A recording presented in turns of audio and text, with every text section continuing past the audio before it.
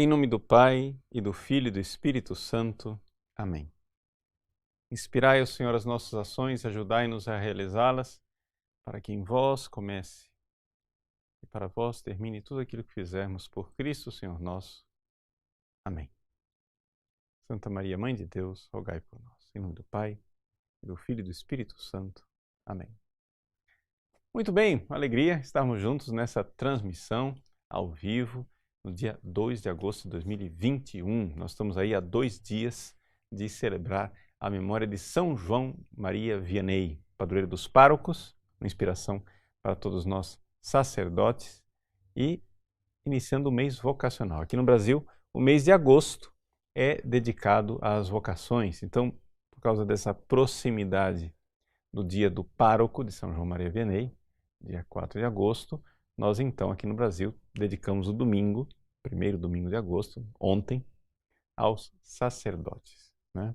Então, primeiro agradeço a todos aqueles que enviaram seus parabéns, tanto no suporte do site, como no meu e-mail, também no celular, etc. Mas também quero aproveitar e dizer a você que é sacerdote, né? Meu irmão no sacerdócio, que está participando dessa transmissão, né? Uma grande alegria. Deus o abençoe pelo seu sim. Deus lhe deu o céu.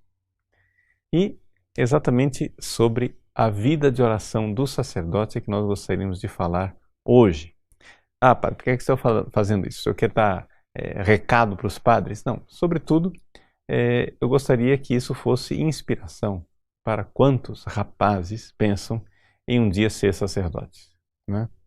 É importante que a gente entenda que uma das coisas fundamentais que está acontecendo na igreja, a crise no clero, né, que infelizmente já está aí presente na igreja já há vários anos, é sobretudo uma crise da vida de oração, com todas as suas consequências, né?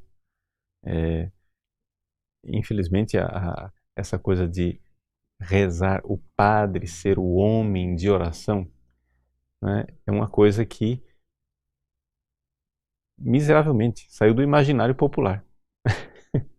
Eu digo isso porque aconteceu há uns 10 anos atrás. Eu fui transferido para a paróquia Cristo Rei, saí do seminário, eu era reitor do seminário, e aí um dia, depois da missa, quando terminou a missa, eu saí, ocupei um lugarzinho lá no banco antes de atender as confissões e fui fazer ação de graças, né?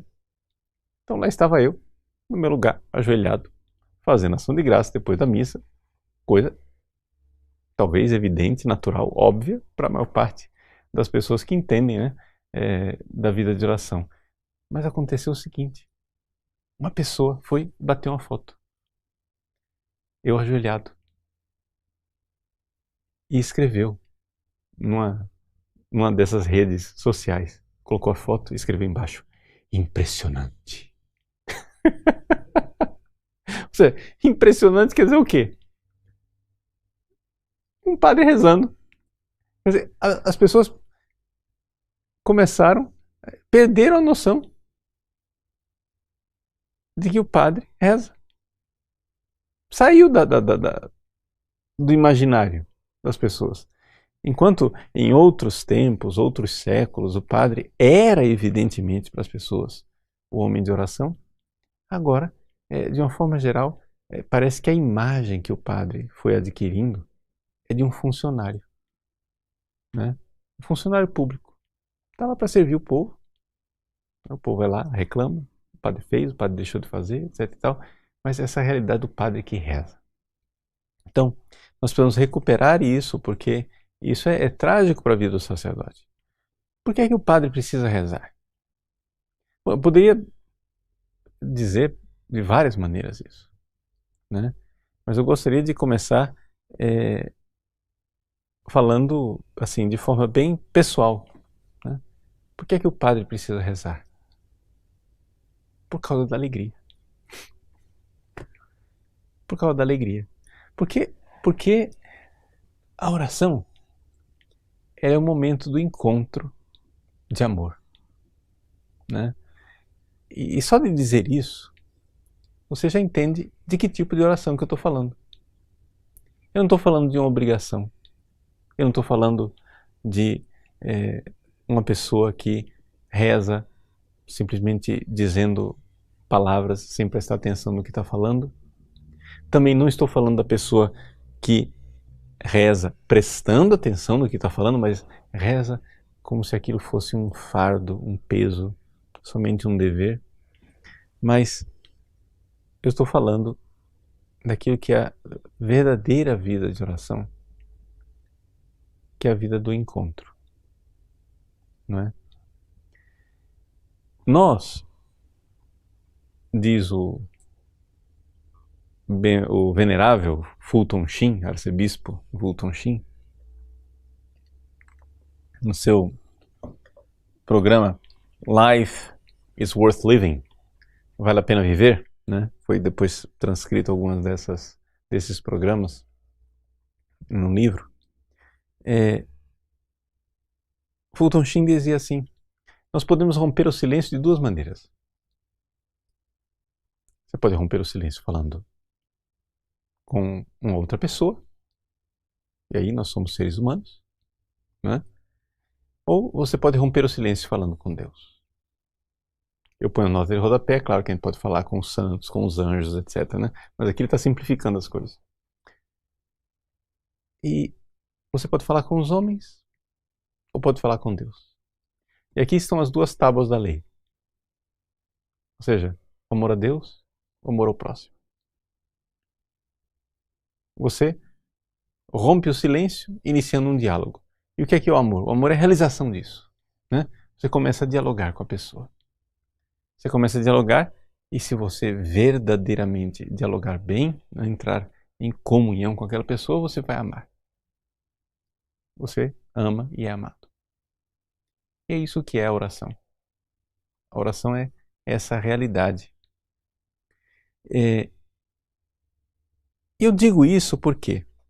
Porque eu vejo, né, que em alguns dos meus irmãos do sacerdócio se instalou uma certa amargura, um certo peso de ser padre. E eu vejo isso não estou aqui julgando com moralismo, não, estou falando como um irmão mesmo que quer bem, né? Assim, ver como o sacerdócio vai se tornando um fardo, vai se tornando uma coisa pesada, fonte de, às vezes, de depressão, de tristeza, de angústia, né? Por exemplo, a famosa solidão do padre, né? O padre chega na casa paroquial de noite, domingo à noite, comida fria na geladeira, testemunho e a vivência de muitos, vontade de chorar. Por causa da solidão. Mas, claro, eu não digo que padre não chore, né? A gente chora. Sei lá, ontem e hoje, por exemplo, eu chorei várias vezes por causa do falecimento de uma paroquiana nossa, que era uma verdadeira mãe, Dona Araci, né? Deus a tenha num bom lugar, mas, assim, era mãe, né? E a gente sabe que ela amava e não escondia que amava. Então, mas não é questão de não ter sentimentos. O padre tem sentimentos. O padre reza, o padre chora, o padre ri, o padre etc. Mas o que acontece é o seguinte, é que é um negócio meio incompreensível, que apesar de, pode ser que num dia aí você se sinta meio sozinho, mas é um negócio meio incompreensível que, de uma forma geral, o padre, que deveria ser o homem de oração, o homem do encontro com Deus, não entenda como é que se preenche a solidão. Santa Teresinha, não é? Essa grande mestra, doutora, uma verdadeira mãe espiritual para mim, ela tem uma poesia em que ela diz assim: a des amants il faut la solitude. Para amantes é necessário solidão. Quando a esposa está com seu esposo na lua de mel, o que é que ela faz? Ela não chega e diz: mamãe, vem aqui no quarto com meu marido, minhas amigas, fulana, vem aqui, venha no quarto, vem, telefona para todo mundo e faz um grande, né, encontro, servindo chá e biscoitinhos para as amigas na noite de núpcias. Não, ela não faz isso, ninguém faz isso. Na noite de núpcias você quer solidão. Na noite de núpcias você quer estar sozinho com o seu marido para encontrar. Então, é isto. É disto que é preenchido o celibato do sacerdote e o celibato dos religiosos, e é por isso que nós somos celibatários. Agora, se não tem a vida de oração, é claro que tudo fica muito pesado. Porque veja, que negócio tremendo, né? Você deixou de casar, você deixou de ter família, deixou de ter sua esposa, deixou de ter seus filhos, deixou de, né, de ver aquela alegria. Sei lá, eu tô com 53, 54 anos, eu poderia ter netos, gente. Eu poderia ter netos, né? Ter meus netinhos subindo em cima do meu pescoço e brincando comigo. Eu deixei tudo isso para viver solidão amarga. Ou então para cuidar de um CNPJ da paróquia. Ou então para ter sucesso num site e fazer vídeo para vocês. Gente, pelo amor de Deus. Não vale a pena. Não que eu esteja idealizando família, porque família também é um peso, é uma cruz, etc. Tudo isso, mas tem que haver uma sobrenaturalidade. Tem que ter uma razão. Porque senão o padre é um solteirão. E o padre não é um solteirão. Né? O padre é um casadão. Ele é casado. Ele tem verdadeiramente um caminho em que o celibato é um celibato de amor, de encontro com Deus. Então, se não fosse por outras razões, a primeira coisa, né, já colocando esse testemunho pessoal, é chegar e dizer: é uma alegria muito grande rezar. Porque rezar dá sentido a tudo. Rezar dá sentido a tudo. A gente enxerga por quê. Agora, além disso, né, nós poderíamos ver que todos os grandes sacerdotes rezaram e rezaram muito. Nós estamos aí para celebrar o Cura d'Ars, né? É famosíssimo livro de Monsenhor Francis Trochu, né? Le Curé d'Ars, traduzido em português em várias edições, etc. Tem, por exemplo, essa daqui, né, da Cultor de Livros, Cura d'Ars. Tem um dos capítulos, logo no início do livro, em que ele descreve como o Cura d'Ars rezava. E é interessante, ele diz assim, de madrugada, 2 da manhã, as pessoas já viam a luz de uma lamparina, uma lanterna, uma lamparina, cruzando da casa paroquial. Para chegar na igreja tinha que passar pelo cemitério. Uma luz cruzando o cemitério, né, no meio da noite, assim. Era o padre Vianney que ia rezar. E ali ele ficava em oração, né? Várias pessoas testemunhavam e testemunhos no processo mesmo de beatificação, como viram ele, muitas vezes, derramando lágrimas, né? Pessoas que entravam escondidas e flagravam o momento de oração dele derramando lágrimas na balaustrada, né? Na mesa da comunhão ali, né? Derramando lágrimas e repetindo em voz alta: Jesus, convertei a minha paróquia. Convertei a minha paróquia. Depois ele celebrava a missa. E muitas vezes, principalmente no início, quando ele era jovem, né, que não tinha tantas confissões assim, que não vinha gente dos 4 cantos do planeta para confessar com ele, né, ele, jovem, ficava lá na igreja até a hora do Ângelus, ou seja, até meio-dia. Quer dizer, das 2 da manhã até meio-dia, durante 10 horas o sujeito ficava na igreja rezando. E quando as pessoas tinham necessidade pastoral, que precisava do padre para dar unção dos enfermos, ou alguma coisa, alguma urgência, etc. Tal, ninguém na paróquia ia procurá-lo na casa paroquial, na canônica. Mas não tinha medo. Quer procurar o padre Vianney, você sabe onde encontrar? É na igreja. Ele está na igreja rezando. Ele não está na canônica, não está na casa paroquial. Sabia onde é que estava o padre. Eu não estou dizendo que todos nós devamos ter essa vida e assim, e uma vida mística tão, né, como São João Maria Vianney, seria ideal que fosse, mas veja como é que são os padres, né? Os padres são homens de oração. Homens de oração. E estamos falando aqui de um padre diocesano. Um outro exemplo de padre diocesano, um grande homem de oração, é São José Cafasso. Não sei se já ouviram falar, São José Cafasso. Era um padre diocesano de Turim, que foi diretor espiritual de São João Bosco, né? Eu tenho aqui os exercícios espirituais ao clero de San Giuseppe Cafasso, né? Então esse aqui é o volume 2. Desse volume 2, eu extraí uma conferência que ele fez sobre a oração. Ou seja, ele pregando exercícios espirituais para os padres. Então, a equipe vai colocar lá na página do site esse documento aqui, em que eu fiz essa tradução do São José Cafasso, em que ele fala para os padres como o padre tem que ter uma vida de oração. Primeiro, por quê? Porque o padre é sacerdote. Essa é a primeira razão. O padre é sacerdote. E o que é o sacerdote? O sacerdote é tirado do meio dos homens para estar entre Deus e os homens, para apresentar a Deus as orações. Então o sacerdote apresenta a Deus as orações das pessoas e recebe de Deus as instruções, as inspirações para instruir as pessoas, para esclarecê-las, para que elas saibam das coisas.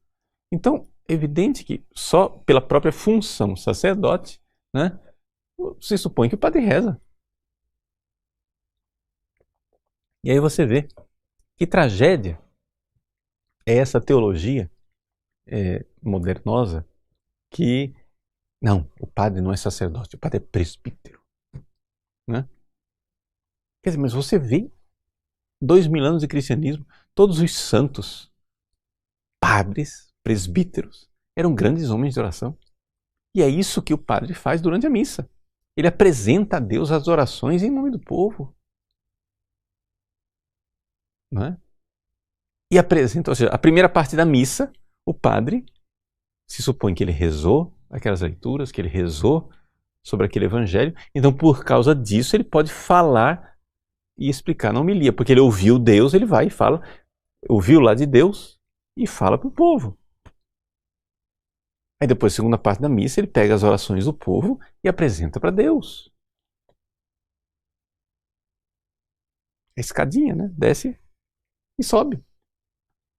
As duas características dos sacerdotes que são apresentadas na carta aos Hebreus, né? O cardeal Vanois, o padre Vanois, né, dedicou a vida inteira dele para estudar a carta aos Hebreus e ele disse essa é a característica dupla do sacerdote. O sacerdote ele é fidedigno, quer dizer o seguinte, ele ouve as coisas de Deus e fala, como Moisés, né, e ele é compassivo. Quer dizer o seguinte, ele ouve compassivamente as necessidades do povo e apresenta para Deus como Arão. Fidedigno e compassivo. E Jesus é esse sumo e eterno sacerdote que fazia isso. Né?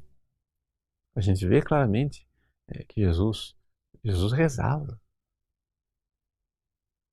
Jesus rezava nos momentos mais solenes da sua vida, em que ele, por exemplo, antes de escolher os apóstolos, antes de ouvir a confissão de Pedro, né? Jesus no Getsêmani rezou, Jesus na cruz rezou, nos momentos solenes da sua vida, mas Jesus também rezou durante o seu ministério, né? Ao fazer as coisas, ao operar milagres, ele rezava, ele intercedia pelas pessoas. E Jesus tinha as noites de oração. Assim, tantos e tantos momentos, Deus se fez homem para nos ensinar a rezar. E ele, quando chamou os seus sacerdotes, os 12 apóstolos, diz o Evangelho de São Marcos, né, que ele constituiu 12, ele escolheu aqueles que ele quis, constituiu um grupo estável de 12 para duas coisas: estarem com ele e enviá-los em missão. Novamente aí a dupla realidade do sacerdócio. Estar com ele, vinde, ouvir, rezar, ouvir de Cristo. Ide, ir para o povo, falar as coisas de Deus, etc, etc. Então, você vai lá no povo, vê as necessidades do povo, apresenta para Deus, vai lá Deus, vê aquilo que Deus está querendo e fala para o povo. Essa é a vida do padre. Essa é a vida do sacerdote. Não é? E o ponto, o ápice, o ponto culminante desse sacerdócio é quando o padre oferece o sumo e eterno sacrifício maravilhoso da cruz de Cristo no Calvário, renovando esse sacrifício na missa. Né? A Santa Missa, em que o padre é mais padre, o padre é sacerdote, verdadeiramente. Né? Esses dias nós estamos assim, presenciando a batalha dos missais, né? Essa coisa aí de missal do Paulo VI, missal do Pio V, qual que é o missal, qual que é o missal melhor, qual que é o missal pior, etc e tal, isso e aquilo, uma é heresia, o outro não é heresia, etc. Acusações mútuas. Sem entrar no mérito da questão, porque aqui exigiria muita coisa, né? Exigiria um programa inteiro só sobre isso, mais do que um programa, exigiria na verdade um curso para a gente tratar esse assunto, não da forma superficial como está sendo tratada na internet o tempo todo, né? Mas para tocar um tema importante, não é o tema principal da discussão, mas é um tema importante que ninguém está falando, que é o seguinte: o missal dito de São Pio V, ele foi gerado ao longo dos séculos por santos e doutores da Igreja. O que acontece, porém, é que nos últimos séculos, de uma forma imperceptível, foi se perdendo o espírito de oração. Não é culpa do missal. Não é isso. Mas eu estou falando de outra coisa. Não estou falando do missal. Estou falando de outra coisa. Estou falando de uma doença que se instalou na igreja. A falta de oração. Não é? Por exemplo, eu conheço um sacerdote, meu amigo, que quando ele era criança, ele é um pouco mais velho do que eu, então alcançou ainda alguma coisa dos padres antigos celebrando missa. Então, quando foi instalado o missal de Paulo VI, ainda havia aqueles padres que tinham dificuldade de se adaptar ao novo rito, então continuaram celebrando Pio V, eram padres velhinhos, etc, etc. E ele foi lá e ajudou missa por caridade para aqueles padres que precisavam de coroinhas para ajudar a missa, etc. Mas ele ficou traumatizado com o missal de Pio V, porque via aqueles padres despachando a missa, muito mal rezada, né? Etc, etc. Evidente que isso não é o missal de São Pio V. Isso aí é negócio... Mas é para notar que o que aconteceu, ou seja, nós, desde o final da Idade Média, foi se perdendo o espírito de oração, que é o espírito que dá vida a qualquer missal. Então, sem entrar na discussão dos missais, uma coisa é muito certa: o missal, né, do rito romano tradicional é um missal que foi feito por gente que rezava. E você vê que ele foi pensado para rezar, para recolhimento, para oração. Já o missal chamado de Paulo VI, né, reformado depois do Vaticano II, que é o missal que eu celebro todos os dias, tá? Então só para dizer, eu celebro Paulo VI. Mas ele tem um defeito grave que precisa ser corrigido pelo padre. O padre precisa fazer força para rezar. Por quê? Porque ele foi todo montado como se fosse uma espécie de performance. Uma performance diante do povo. Então o padre, assim, se ele se deixar levar por isso, ele fica completamente disperso o tempo todo e não reza na missa. Até mesmo a própria posição de estar de frente para o povo é um negócio psicologicamente difícil, porque você fica olhando para um rosto, então você está olhando para o rosto e você quer falar com aquele rosto, só que você não está falando com aquelas centenas de rostos que estão ali na sua frente, você está falando com Deus. O que você vai fazer? Só tem um jeito, baixa os olhos, se recolhe e reza. Mas isso é um esforço do padre. E a gente vê que muitas vezes quando o padre não faz o esforço de rezar durante a missa vai se tornando mecânica, a missa vai se tornando sem sentido. Isso pode acontecer no missal antigo, mas acontece também com muita frequência no missal novo, ou mais frequência ainda, porque a própria estrutura não é muito orante. Então, no missal antigo havia padres que matavam a missa e não rezavam. No atual, né, também é a mesma coisa. Só que o atual exige uma força para rezar, né? Eu não quero, novamente, não quero entrar aqui na batalha dos missais, né?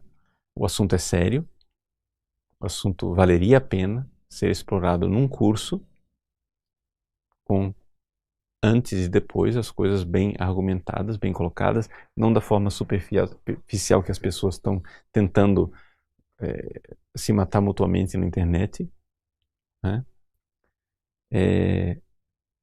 Porém, o que eu gostaria aqui de falar nesse programa que é sobre a oração é exatamente recordar, né, aos padres e aos futuros padres que a gente precisa fazer o esforço de rezar, porque senão tudo fica muito vazio,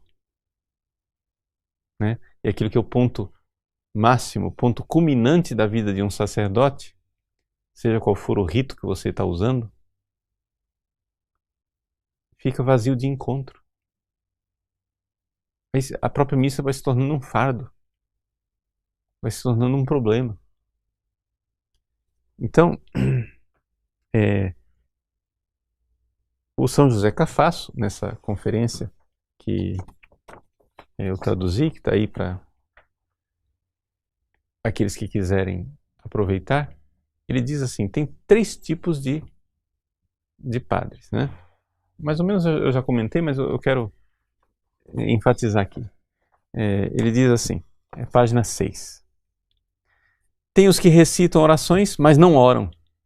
São os que voluntariamente se distraem, vagueiam e não dão atenção ao que dizem. Bom, desses daqui não precisa nem tratar, né? Está evidente que está tudo errado, né? Se você está lá, feito papagaio, né? Como é que é o papagaio? O papagaio ele emite o som, mas ele não sabe o que ele está dizendo, né? Você ensina pro papagaio de cantar ouvindo do Ipiranga as Margens Plácidas, ele faz direitinho, mas ele não sabe o que quer dizer, o que querem dizer aquelas palavras.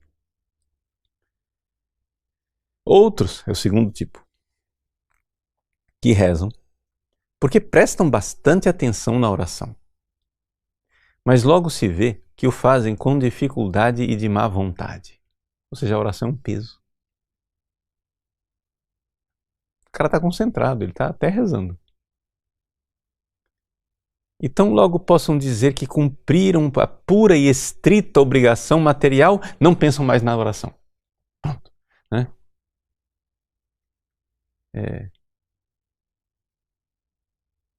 Vinde, ó Deus, em meu auxílio, ajudai-me a terminar logo essa liturgia das horas sem demora, né?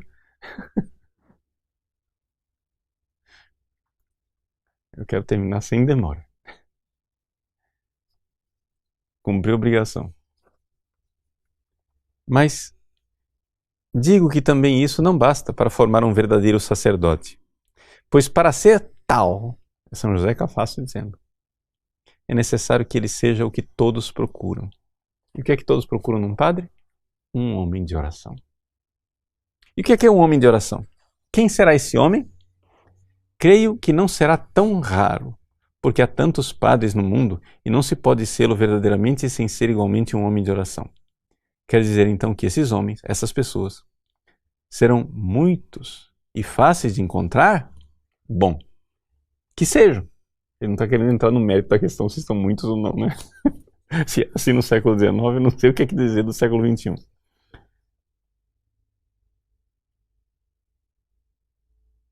Esse é ao menos o meu desejo. Mas, para que todos possam identificá-lo facilmente, direi quem ele é. Quem é o homem de oração?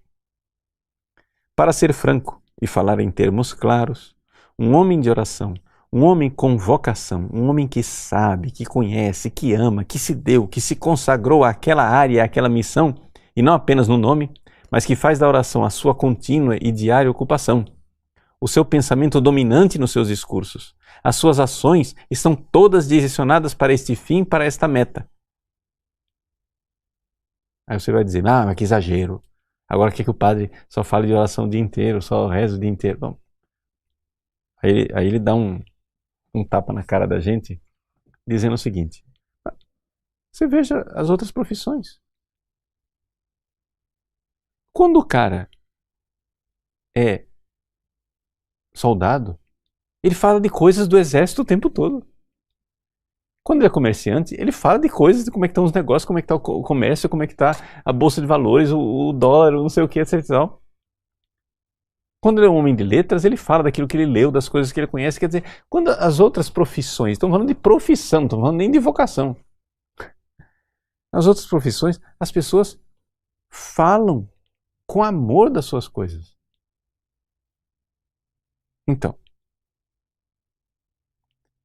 eis aí, em poucas palavras, a ideia do homem de oração. É aquele sacerdote que, assim como os outros se dedicam a outra carreira, se decidiu e se devotou à oração. Ama a oração, saboreia a oração, ao menos com a vontade, e não sabe se afastar dela e abandoná-la. Podem observá-lo em casa, na igreja, nos próprios bairros. Ele ora continuamente. Se estuda, reza. Se trabalha, reza. Se diverte, reza. E se come e dorme, reza. E como pode ser? Pergunta São José Cafasso. Ele está sempre de joelhos? Não é necessário. Ele ora porque tudo o que ele faz, seja o que for, ele o faz com essa finalidade, para aquele objetivo, para a honra e glória de Deus. Reza porque de quando em vez se lembra de Deus ou pensa nele, e então se joga e fala com ele. E não penseis que seja difícil orar, porque para ele é um deleite, uma alegria e não um fardo. Não tenteis afastá-lo e fazê-lo desistir, porque em todos os lugares e em tudo, sem que se saiba ou se perceba, está a rezar, tratar e conversar com o seu Senhor. Então, vejam, claro que aqui São José Cafasso está falando daquilo que nós devemos almejar, mas, veja, para que o celibato do padre faça sentido, e não somente o celibato, para que a sua função de sacerdote intermediário entre Deus e os homens faça sentido, não é? O homem tem que ser um homem de oração. Por quê? Porque, vejam, o padre, depois a gente pode tratar isso numa outra aula, mas todo sacerdote deveria rezar e ter alcançado pelo menos o salário mínimo da vida de oração de um padre é que ele tenha alcançado a oração afetiva. Né? Nos graus de oração tem a oração vocal, a meditação, a oração afetiva. Porque isso vai mantê-lo verdadeiramente de pé. Seria ideal que tivesse alcançado mais, né? Ou seja, em outros tempos da igreja, dizer só que o padre alcança a oração afetiva, algum santo doutor estaria rasgando as vestes, se descabelando, dizer, como só isso? Você é louco! Mas hoje em dia, estamos falando aqui da indigência, do salário mínimo. Por quê? Porque para alcançar isso que o São José Cafasso está dizendo, porque pelo que o descreve ali, o São José Cafasso, né? Quando o padre de vez em quando eleva a alma a Deus, quer dizer, ele não está exigindo uma coisa de um grau de oração muito elevado, daquela presença constante de Deus, etc. Está dizendo, pelo menos isso. Pelo menos isso. Né? Por quê? Porque é amor. Rezar é amar. Né? E seria muito mesquinho que nós, padres, disséssemos, não, isso não é para mim. É como se dissesse assim, não, eu não nasci para amar. Eu não nasci para amar Jesus. Pensa que absurdo. Eu estou dizendo isso porque dói os ouvidos. Ouvir de um padre chega a dizer, não, deixa isso para as monjas. Né? Esse negócio de rezar é para monja. Eu sou padre, é outra coisa. Mas, gente, não tem cabimento. Ou seja, o mínimo que se espera de um sacerdote é que ele ame Jesus. Agora, eu devo dizer para vocês, olhando para o meu tempo de seminário, olhando para o meu tempo de formação, eu não fui formado para amar Jesus. Não me deram isso no seminário.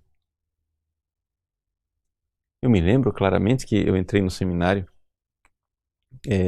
bastante entusiasmado no amor por Jesus, etc e tal. Tinha acabado, eu entrei no seminário em 85, né? Em 84, nos Estados Unidos, eu descobri, tive a primeira experiência lá com a renovação carismática, etc e tal, isso, aquilo. Então, quando eu entrei no seminário em 85, entrei, né, com aquele fogo, né, aquele negócio, aquela, né, vontade de amar Jesus. Mas logo depois, no seminário, as coisas foram arrefecendo, porque Deus foi deixando de ser um tu e foi se transformando num ele. Deus não era alguém com quem eu falava, Deus era alguém a respeito de quem eu falava. Deus era ele, não era tu. Quando eu entrei no seminário, Deus era tu. Deus era alguém que eu me encontrava. Aí depois foi se tornando assunto. Né? Foi se tornando tema de discussões teológicas, filosóficas, etc, etc. E foi se esfriando, né? A coisa foi se esfriando e aí eu fui ordenado padre, rezava, mas eu devo dizer que a vida de oração não era que fosse uma coisa assim muito muito presente, né?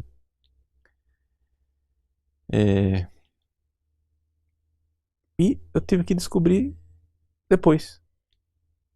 Então eu estou partilhando com vocês isso, porque assim, porque eu fico olhando para trás com meus 29 anos de padre, eu fico pensando, meu Deus, se eu não rezasse, eu não ia suportar esse negócio aqui não. Fui olhando para tudo que eu tive que passar, todas as coisas. Se eu não tivesse realmente alguma coisa deste encontro com Deus, eu não estou aqui me colocando como grande místico, não. Assim, o pessoal que vive comigo sabe muito bem a miséria que eu sou. Não estou aqui me passando, né? Tem pessoal que assiste, né? Diz, nossa, Padre Paulo deve ser um grande santo, né? Etc e tal. Mora com ele. Aí você descobre o que é da peste.